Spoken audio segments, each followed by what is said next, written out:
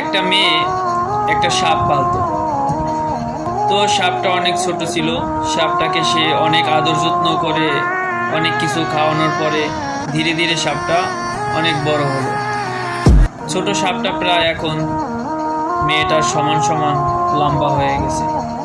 তারপরে মেয়েটা খেয়াল করলো যে সাপটা কিছু খাচ্ছে না।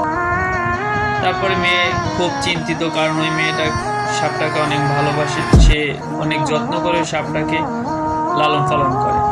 পরে সে ডাক্তারের শরণাপন্ন হলো যে আমার সাপটা বেশ কিছুদিন যাবৎ কোনো খাবার খাচ্ছে না। ডাক্তার অনেক চিন্তা ভাবনার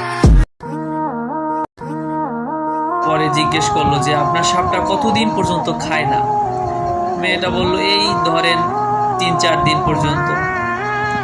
তো ডাক্তার বলল আপনার সাপটা কত বড় হয়েছে? মেয়েটা বলল আমার হাইটের সমান হয়েছে।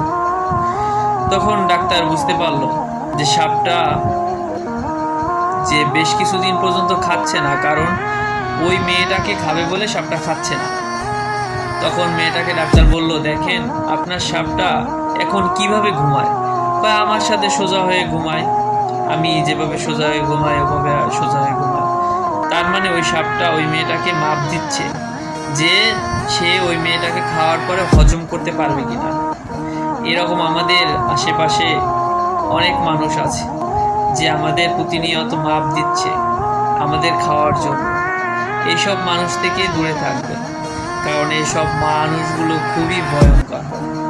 সবাই ভালো থাকবে এবং নিজের খেয়াল রাখবে।